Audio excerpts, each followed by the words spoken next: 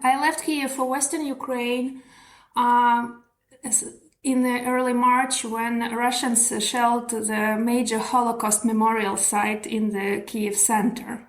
So that was another, manifestation of how surreal and how contradictory this whole narrative about denazifying Ukraine sounded.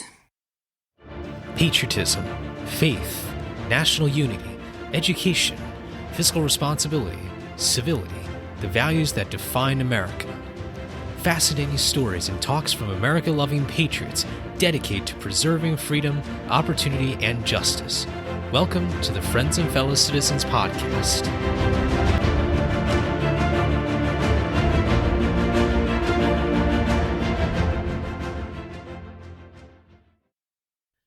Hello everyone and welcome to episode 142 of Friends and Fellow Citizens. I'm your host Sherman Tylowski. Thank you all so much for joining me for this interview episode. We are featuring once again another member of the Bush School at Texas A&M where I went to do my master's degree, so always excited to have another member of that community on this program.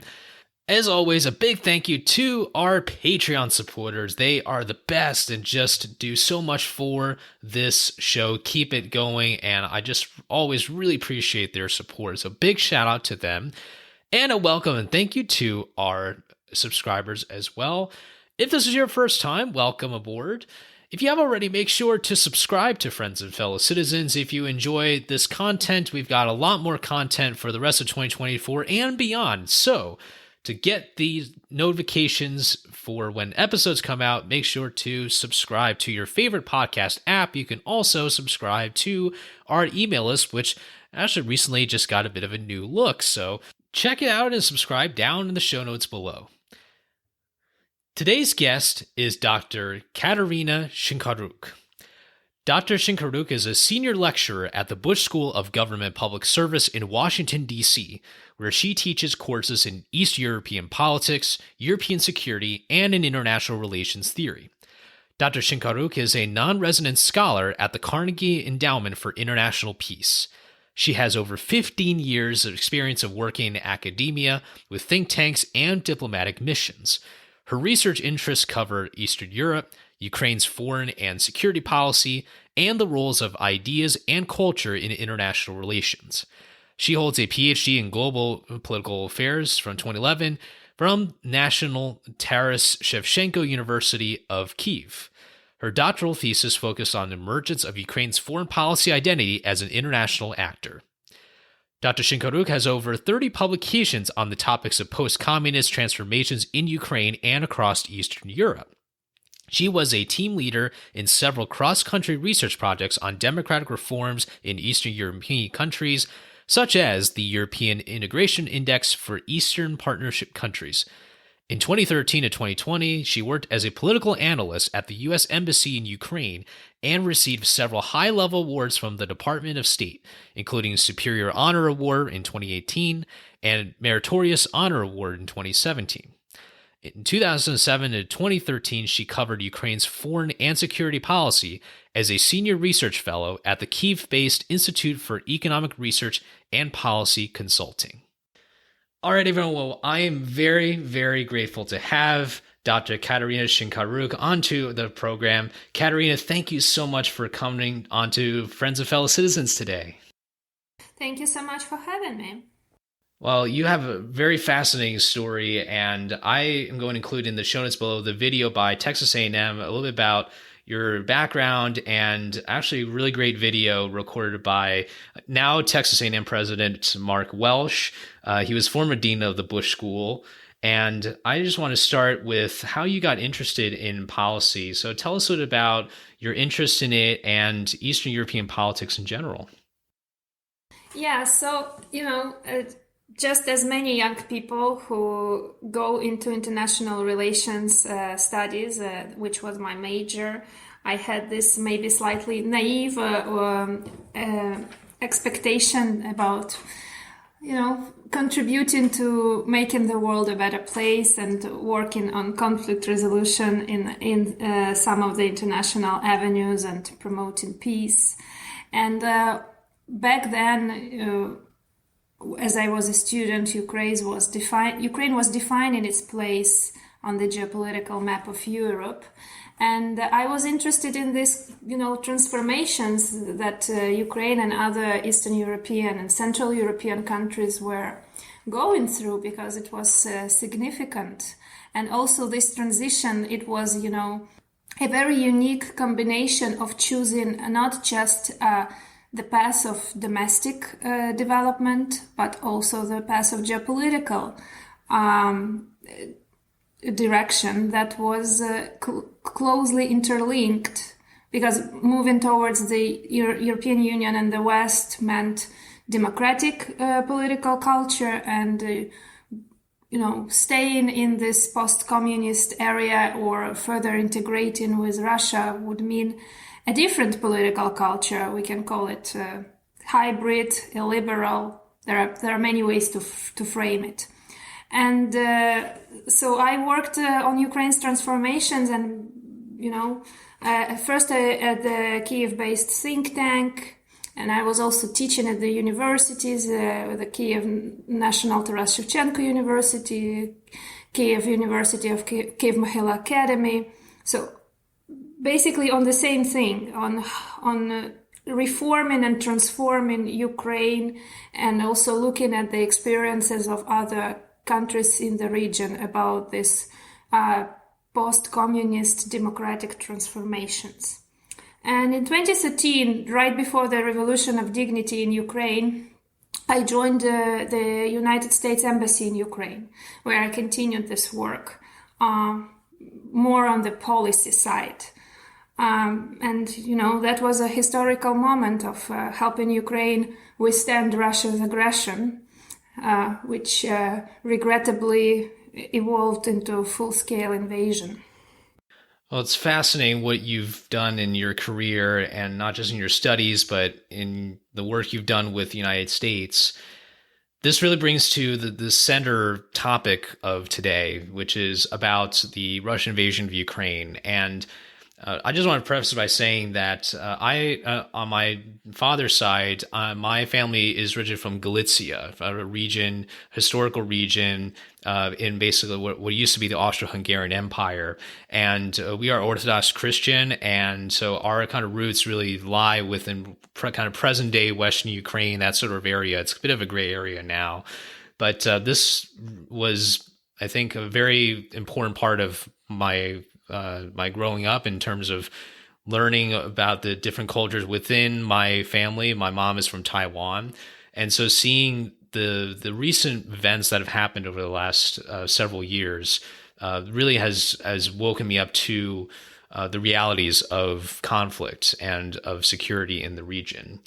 And Kateryna, you have just, I think, an experience like no other with this conflict. And I'd like to ask, what can you share about your firsthand experiences in the wake of the Russian invasion of Ukraine, which, at the time of this recording, we're marking almost 2 years since that horrific attack against the Ukrainians? Thank you, Sherman. I should make a side note that Galicia has given Ukraine many bright minds and, cultural leaders. Even today, we have so many people who have an impact in public politics and, intellectuals coming from Galicia. So it's great to hear that you have roots there. And with regard to the Russia's invasion, I was in Ukraine when it happened on February 24th, 2022. Obviously, like everybody else, I was watching the news, and it was very clear that something will emerge out of those intimidating statements that Putin was making on February 21st and then on February 23rd.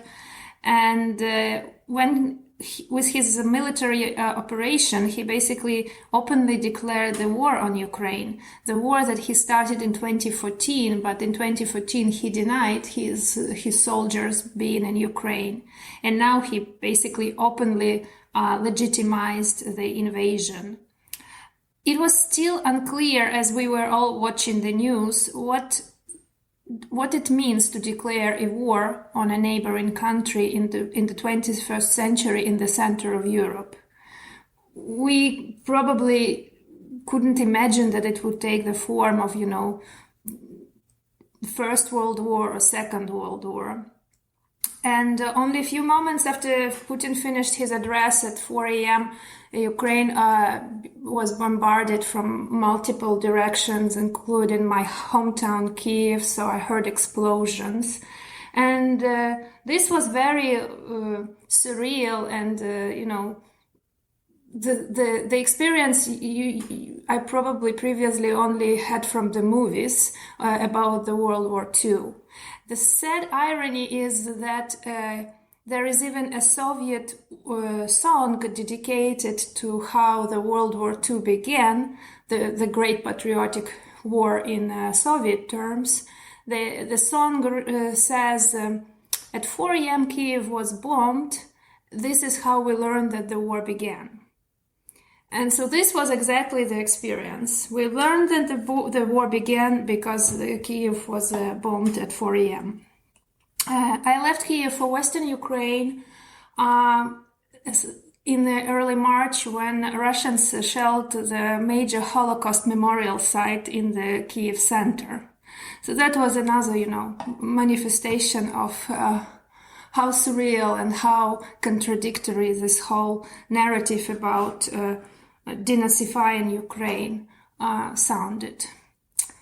And then, I returned to Ukraine in July 2022 and was traveling a lot back and forth.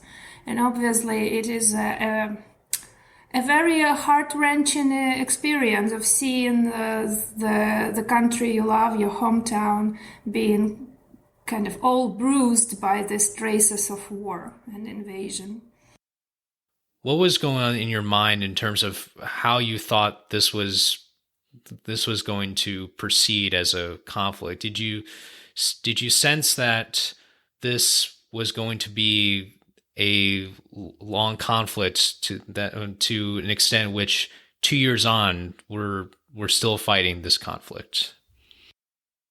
Well, when you are in the middle of this super traumatic and surreal experience, obviously the hope that keeps you going is this is something very temporary. In Ukraine, in the first days of the war, there was this shared consensus about no longer looking at the days on the calendar, but counting the days since invasion.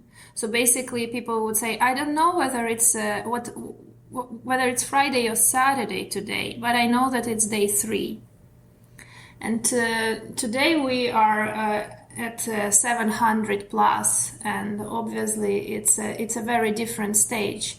This sprint that Ukrainians were mobilized to run turned into marathon. I like to turn to the significance of this conflict because I think we all remember seeing the images on our television screens or our computer screens. The kinds of mobilization that was happening there was unprecedented, I think, because people all of a sudden, especially those in Europe who had never thought that maybe conflict could return so quickly, especially after the Second World War. Now it was happening right there on the continent. Kateryna, can you outline a bit about the origins, just like an overview of the origins of why this conflict is so important, not just because of the nature of the conflict, but also just for the security of the region and of the larger continent as a whole? Yes, of course, and this is a very good question. If we consider Russia to be part of Europe rather than Asia, then it is the largest country on the continent. But then the second largest is Ukraine, which is, if we just look at the European continent separately from Russia, this is like the largest by territory country. And the number 2 and number 1 countries being at war in Europe, and this war taking the form of brutal 20th century or sometimes even 19th century type of war fighting.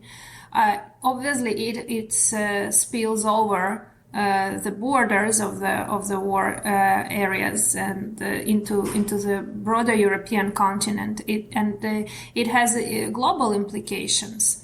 If we talk about European security, it's non-existent right now. The European security order had been completely overturned by this invasion, and now we need to think through some solid revision of the security architecture in Europe, which cannot but affect significantly the Euro-Atlantic security more broadly. On a different note, there are global implications. It affects the energy supplies. It affects food supplies. We had this, significant crisis with the disruption of grain and other agricultural goods supplies from Ukraine. Thankfully, it's been restored recently. Thinking, from the perspective of the U.S. Security interests, this Russia's threat to European security and to global stability, I believe, is of an immediate importance to the United States and its national security. Because if Russia prevails in Ukraine, then it will be yet another signal of impunity, not just to Putin, but to all his allies. He would be emboldened to proceed with his aggression into the Baltic states, which he considers to be part of his sphere of influence. He may test his chances in the Central Europe, and other allies like China, Iran, North Korea will also draw their lessons. I think it will be sad and tragic, but fair to say that with Russia prevailing in Ukraine, we will be much closer to the 1939 moment in Europe, which is at the brink of the global war. And, Ukraine has currently still 20 million of people or so that would be seeking refuge elsewhere in Europe and beyond, which again will dramatically affect the regional landscape. I appreciate what you said. This really has global implications because, as you pointed out, we do have major powers like China and Iran and others, some of them more regional than others, but essentially some regional threats that are really strung together by a common thread here, which I sense that it's maybe a bit like how in the 30s and the 40s there was a realization of the Axis powers. Now, specifically, we're in different times, but it just seems like there is these challenges to this hegemonic order by the U.S. or by the structure of global politics. And Kateryna, I'd like to shift a bit to you mentioned Putin, and I'll preface by saying one of the things I'm so grateful for the Bush School is really the education I had. I remember taking a Russian foreign policy class with Ambassador Larry Napper, who is an incredible public servant who was a former U.S. ambassador to Latvia and was incremental in that post-Soviet era, especially after the fall of the Berlin Wall. And one of the big questions he was asking us at the beginning, was something we focused on for the first couple weeks or so, at least, of the class, was the sources of Putin's conduct. Why does he behave the way he does? And Kateryna, I'd like to pose this question for you, which is, in your view, what do you think are the main reasons why Putin has decided to invade Ukraine and the motivations that you think are driving him to go so far to not care at all about the livelihoods of either side of this conflict?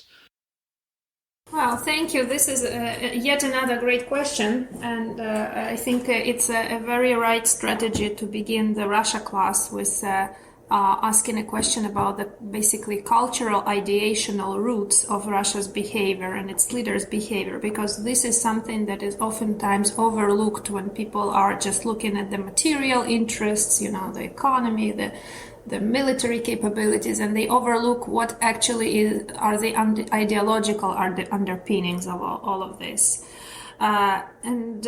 Just to quickly respond to what to your last comment about the century, like we are in the 21st century, but Putin's thinking is somewhere in 19th and 20th. So this is also something to keep in mind. So he basically has declared his neo-imperialist agenda very soon after becoming the president of Russian Federation. He was clear about his interest in restoring this type of, great power concert of the 19th century imperial powers.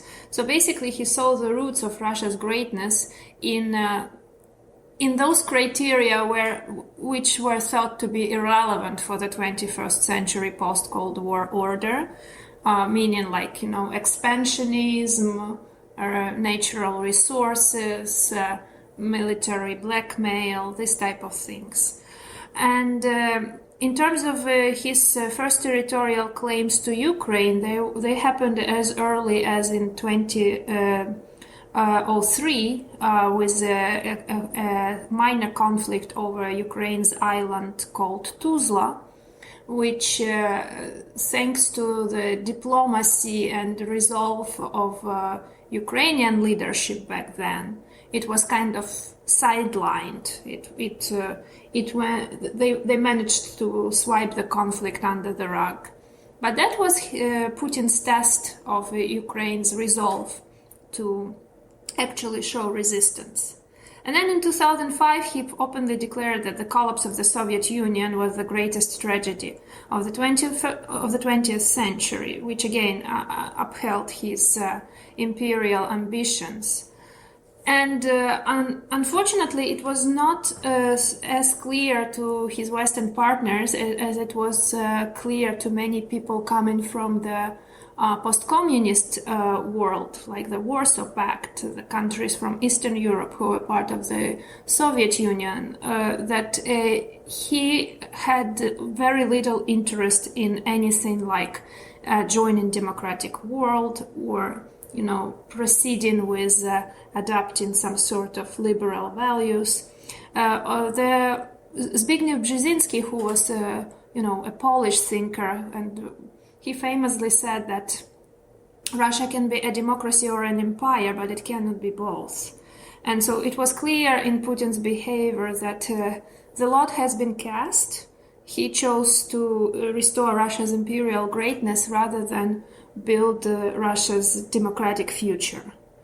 And so all this leads us to the question, why invade the neighboring Ukraine to assert one's great power status? And in my view, tragically as it sounds, he saw Ukraine as a low-hanging fruit.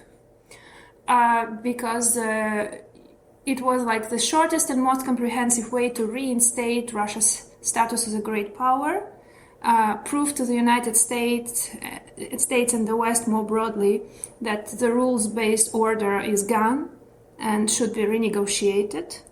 And also, on a personal note, he would, contribute to the Russia's historical legacy of restoring the empire, like restoring historical lands.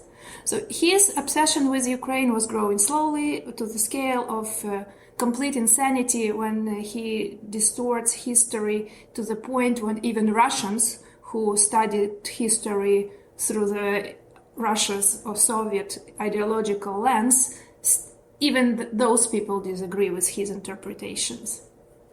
And why Ukraine was seen by Putin as a low-hanging fruit, I think, is we should look at the sources of this in 2008, when first he claimed that Ukraine was an artificial state when he was talking to the President George W. Bush at the Bucharest summit in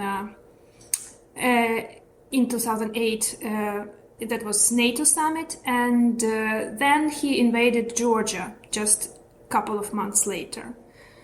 After invading Georgia, no real consequences followed, and after annexing Ukraine's Crimea in 2014 and initiating aggression in the eastern of Ukraine, again, the consequences were not so serious for him to disincentivize his calculus. So he still considered proceeding with invading Ukraine and strengthening his position in European continent as something that would relatively be cheap in terms of consequences. And then in 2021, the West was focused on China, COVID, climate. The US withdrew from Afghanistan. So he decided it was a good opportunity to renegotiate the post-Cold War global order. And we can see the conditions set to the West in the documents that Russia's delegation presented during the negotiations in late 2021 with US and NATO leadership. And from those conditions that they set forth, it was clear that Ukraine was just a pretext. And the real goal was to basically divide Europe in two blocks, just like during the Cold War period. Because they were demanding to reverse all the geopolitical changes in Europe after the collapse of the Warsaw Pact. And basically pull NATO out to the geopolitical lines of 1999, meaning all Eastern and Central Europe should be left without any sort of security umbrella.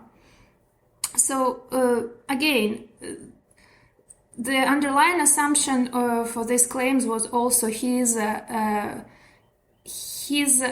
evaluation, whether right or wrong, that NATO wouldn't initiate a World War III over any of these countries, not just Ukraine, but actually Baltic states, Poland, and other Central European countries. And eventually this culminated with invasion of Ukraine, because he thought that first he could do it with a relative impunity. The West would allow him to do it. Ukraine would be not able to resist the invasion. And then, in my view, the next step after taking Ukraine would be going back to that same negotiation table and asking, okay, would you like me to continue, or would you actually be ready to divide Europe, just as I offered you initially? And understanding the factors that created this Russia delusion and miscalculation, I think, is key to the solution of its current threat to the European and transatlantic security.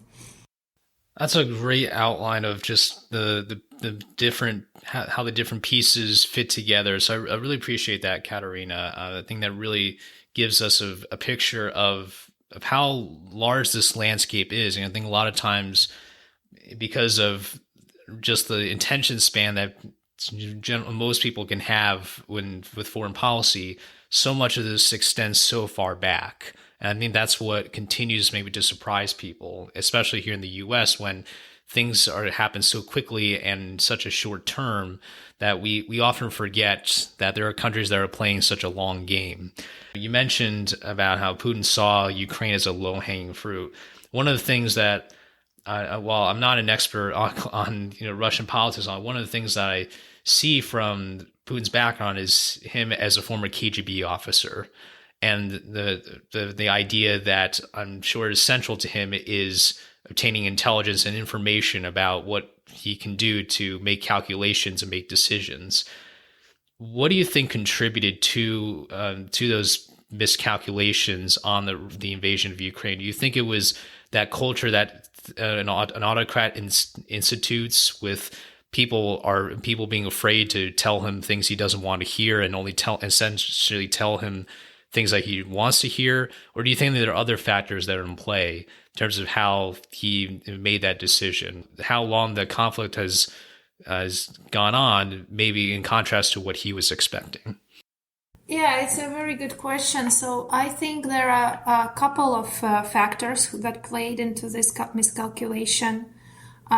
From the external point of view, he obviously miscalculated to what extent the West would be tolerant to his invasion, and the weakness of the response and divisions among the key players in the West.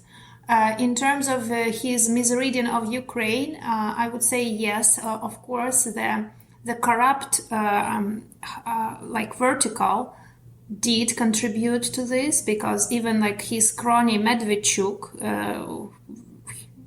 who was a Ukrainian politician of a very open pro-Russian position, and basically he was arrested for state treason just a couple of months before the invasion.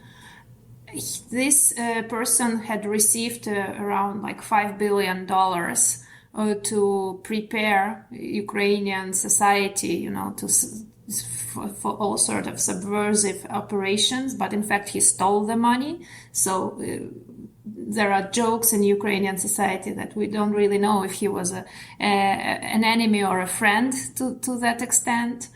But aside of corruption and how it affected the whole dynamic, there is also this imperial arrogance about not seeing Ukrainians as a different people, with different history and culture, which prevented Russians from studying Ukraine, not having Ukraine studies, considering that, as long as you know how a Russian would behave in certain circumstances, you would know how a Ukrainian would behave. It's just the same people. And that was also a huge distortion of the reality on the ground. Specifically, when it comes to the calculus that if you bribe the population with basic utilities like gas, electricity, water, if you actually take control over those utility supplies in Ukraine, then you can actually coerce into submission 2/3 of the population. That was revealed in the documents leaked after the invasion. So that wouldn't work with Ukrainians to the extent that it could probably work with Russians based from the government's experience, I suppose. So I think that multiple factors played, but this kind of imperial arrogance and dismissal of even a possibility of Ukrainians to be different played this trick with Russia's advisors, let's put it this way. Very true. And it again just shows how important it is for us just in general to study, again, the history of Russia and just the institutions that matter, notably, of course, on intelligence. I mean, it really defined how the Soviet was operating, and anyone who's been to a Bush School class certainly understands and gets that experience, which I think is so valuable. I think for just understanding the dynamics of how these powers operate. Kateryna, I want to shift a bit to the recent news of the death of Alexei Navalny, who was such a prominent figure who garnered so much support among the Russians who oppose Putin. And that move for him to go back to Russia, I think, is probably a decision that we'll be thinking for a very long time in terms of the motives and the reasons why he would go back, especially knowing how much the Putin regime wanted to get rid of him. What can you tell us about what you believe are the reasons why Navalny was killed by the Russian authorities, and what do you think are the implications of his death on the prospects of the conflict and the livelihoods of the Russian people? Yeah, it's a complex situation with Navalny. Obviously, he is a politician, and he realized that the only way to to actually have a role in Russia's politics would be to return, just based on the experience of all other opposition leaders in exile who completely lost connection with the electoral base. So he realized that if he doesn't return, he basically will be respected leader, but with no political future. Obviously, this was a heavy choice to make, and with tragic outcome. But what I see in Putin's decision to actually, cynically murder him is also his very cynical and cowardly inclinations to play with the dates. This happened on the opening day of the Munich Security Conference, where all Western leaders gathered to discuss the security situation in Europe, which means discuss Russia's threat, which means also talk about the March 2024 elections and what could be done. And so he sent this signal that you're stuck with me.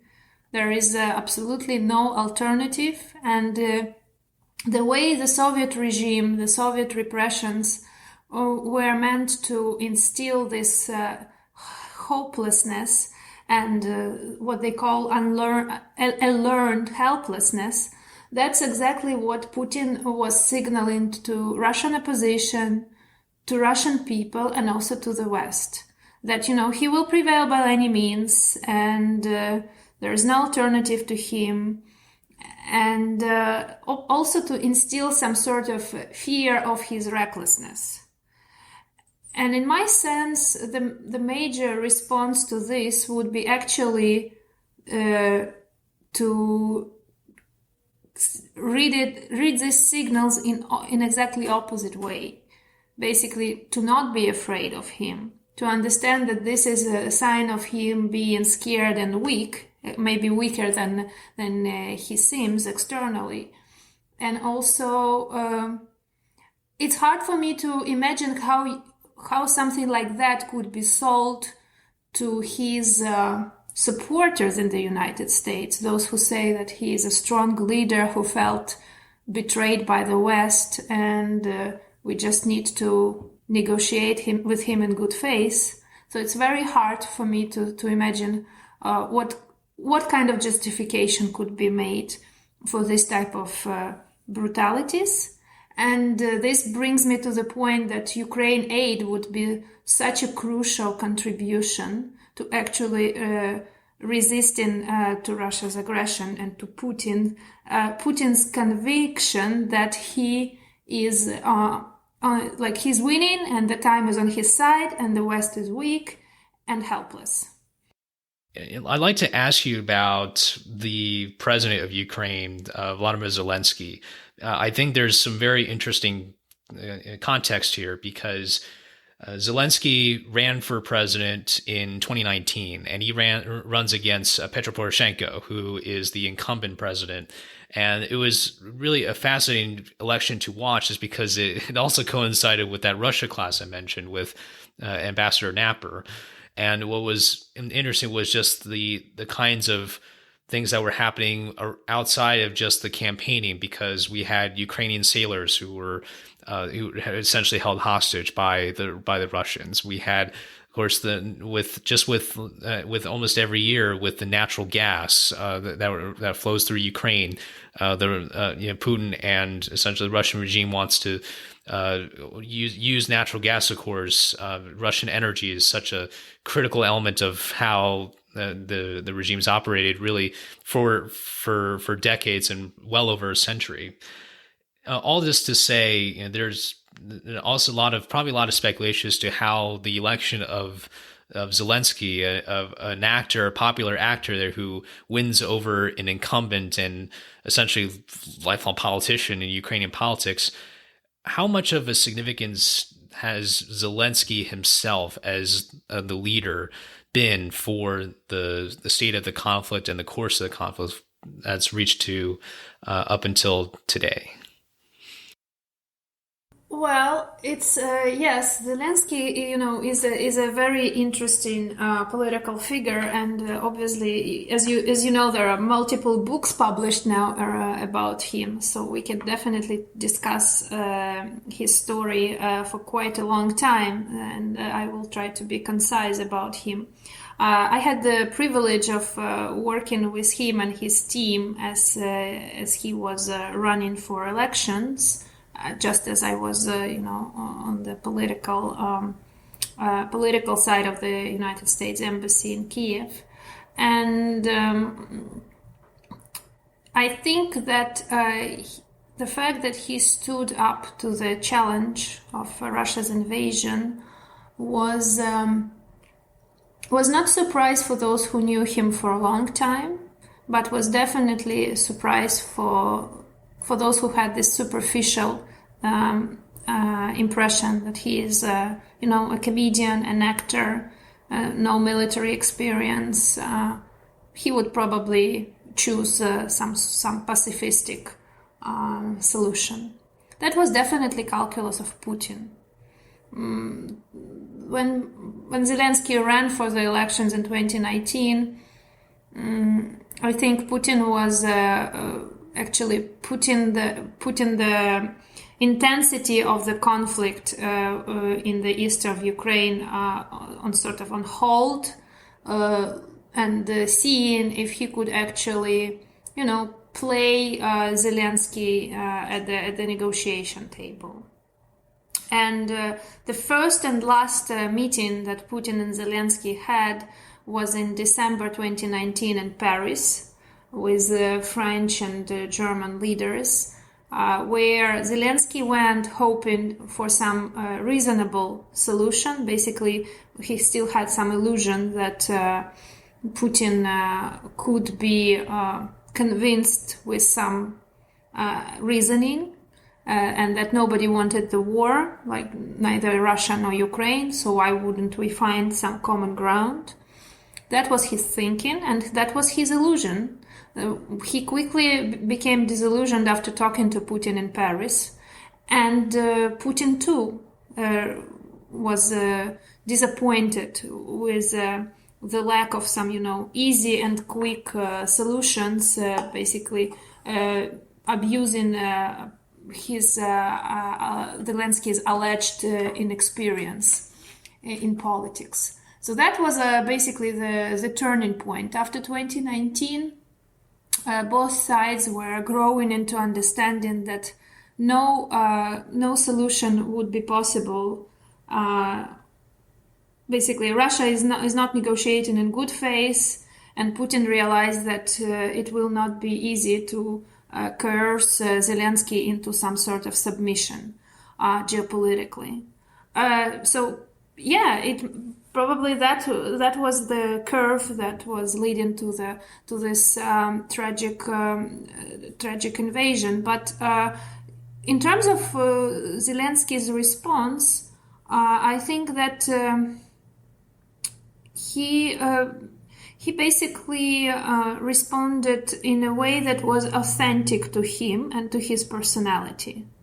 I don't know to what extent this was a surprise in the West. This was definitely a surprise in Russia.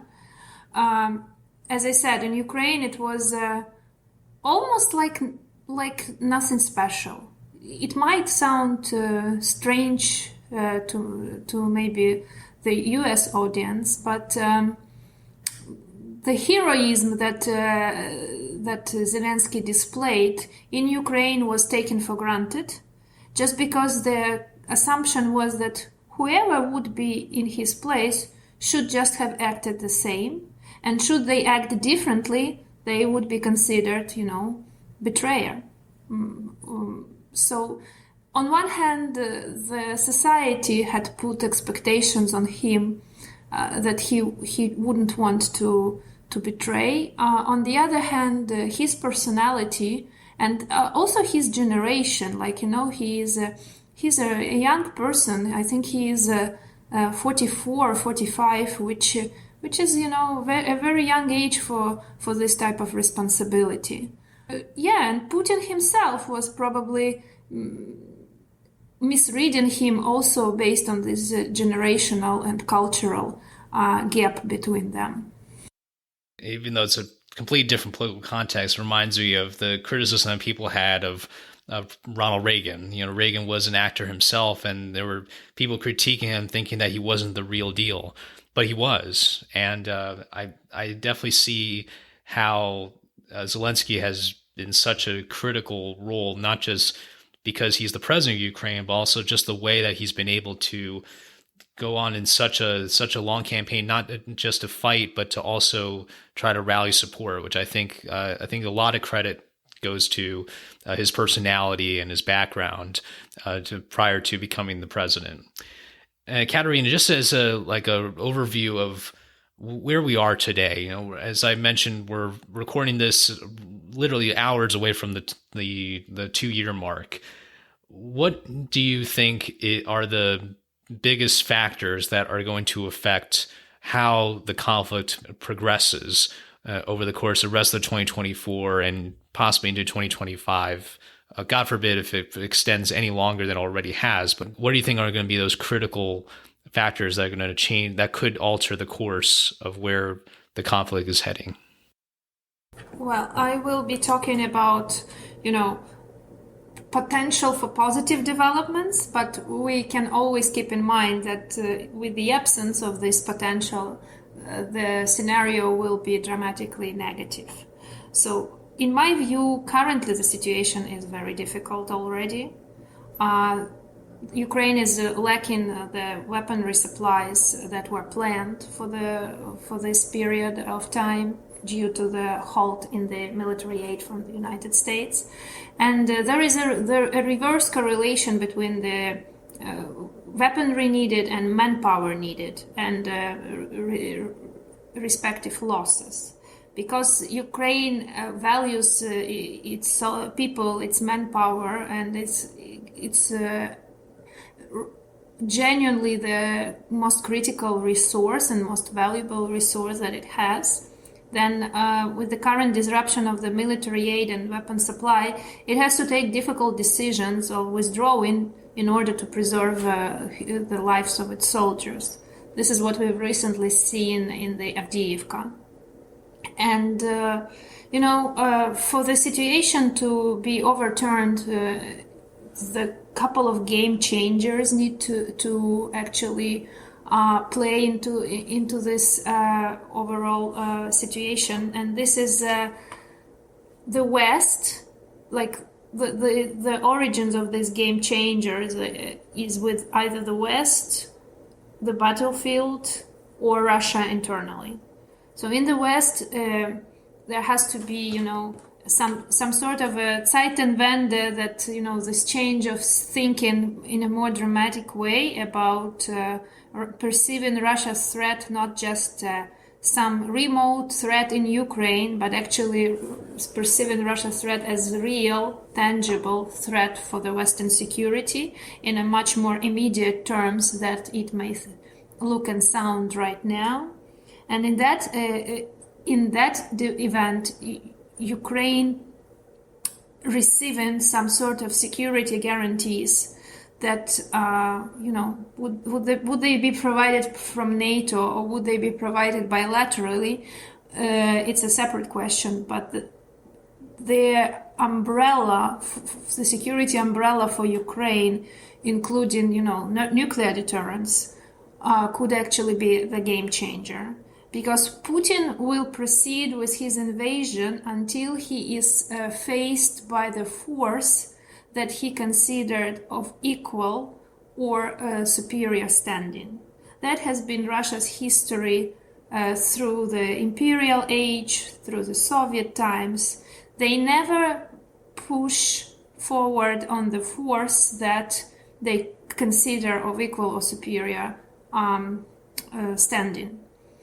And Also, there is as an illustration to this point, the Eurasian philosopher, radical right philosopher Alexander Dugin, who has been advising Putin, he said already in 2008, after the Georgia war, when he was asked, okay, how should we proceed?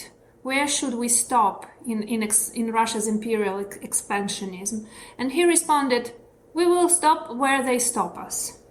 And so basically my point is that so far Putin has not been seeing Ukraine as, as a red line for himself. And so this type of, security guarantees line drawn could be the game changer specifically for this type of drawing the red line. I understand that it's a difficult conversation and not all policymakers are ready for it.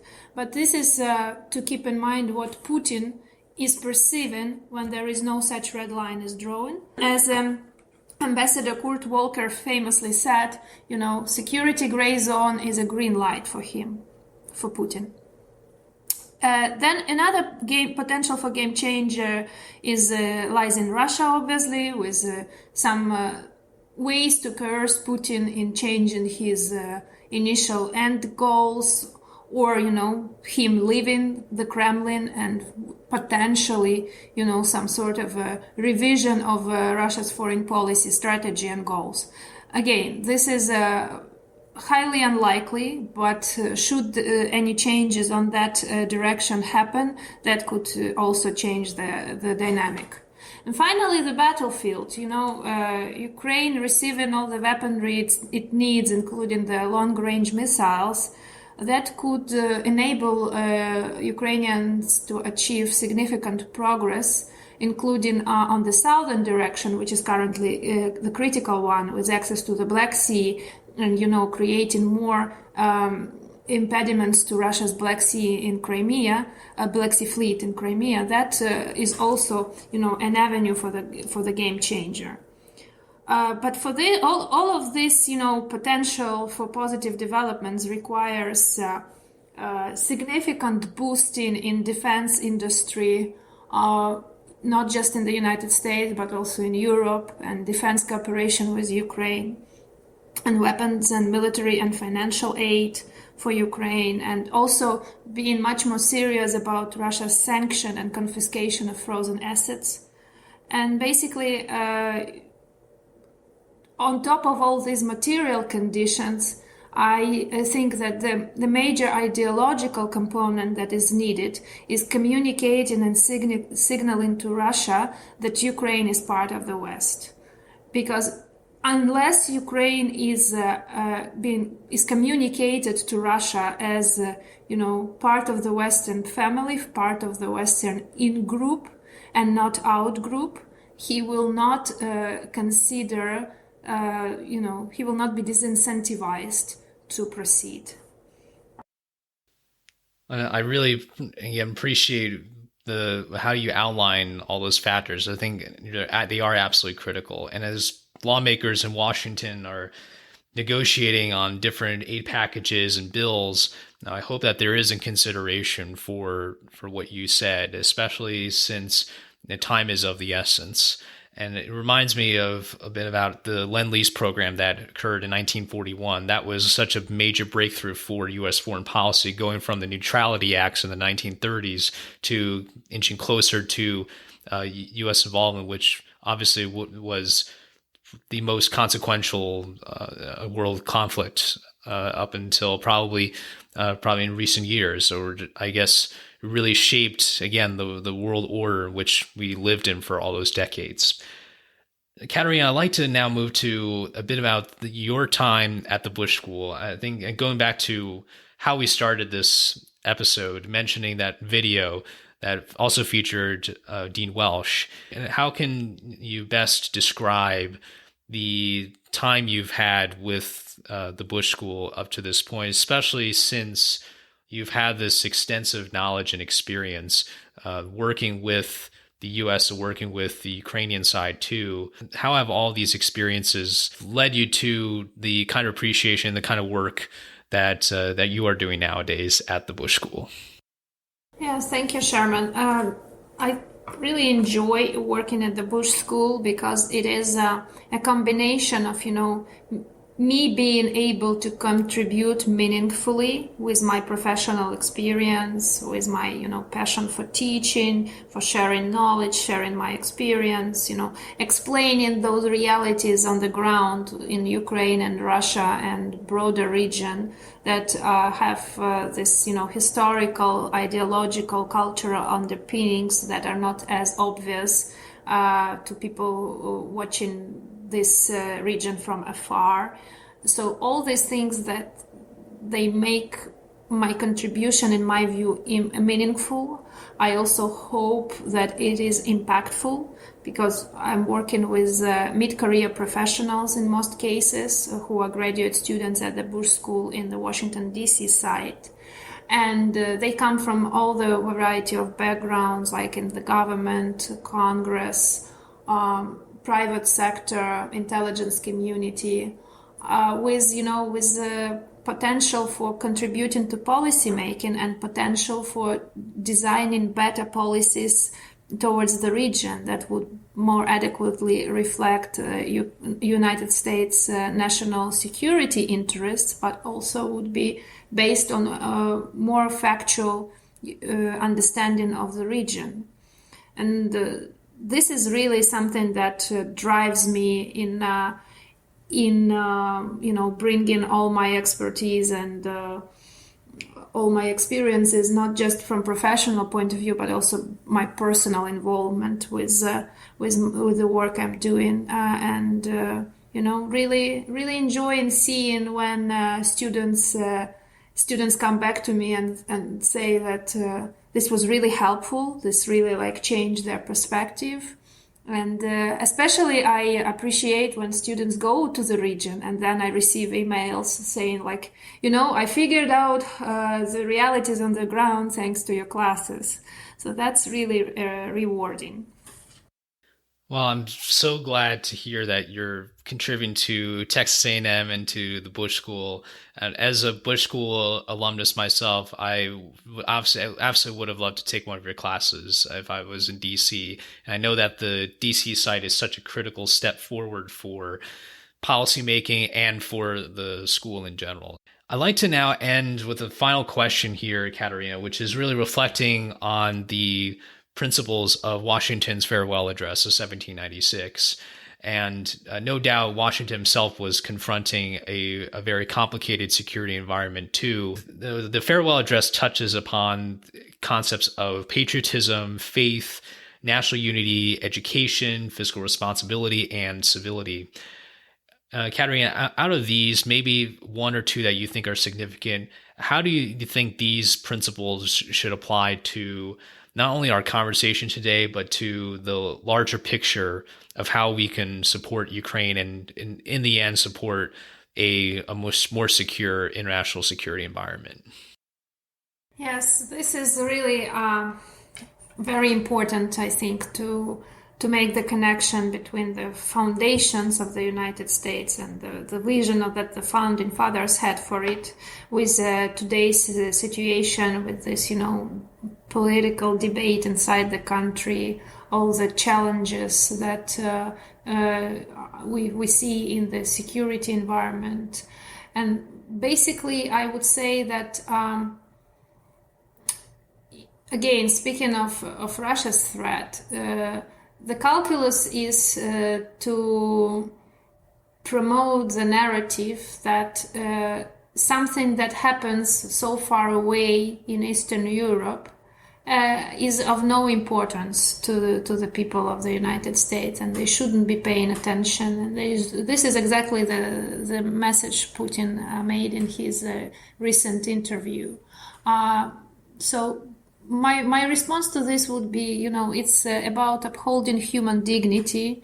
It's about upholding values of freedom, justice, but also the human solidarity with people who are going through such unjust and unprovoked aggression.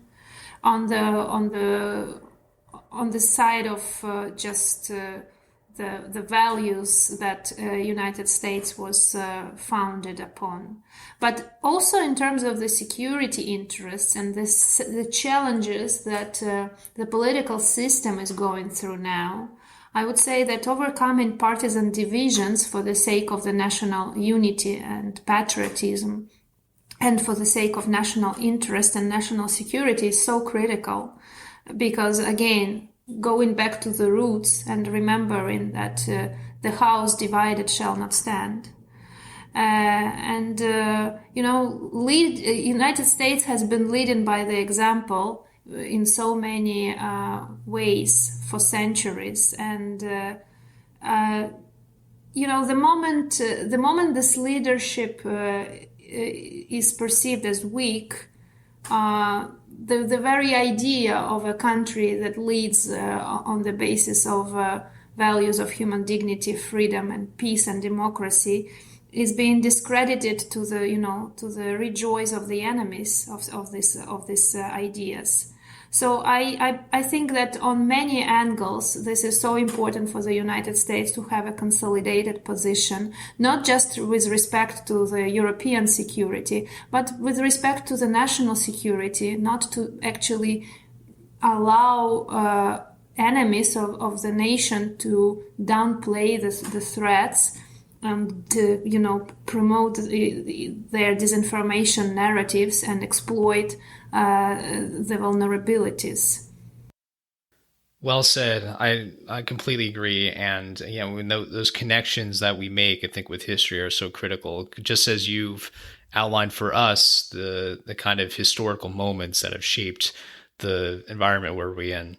Kateryna, I'd just like to conclude by saying I thank you so much for coming onto the program, knowing, of course, that you're busy with your teaching and your research.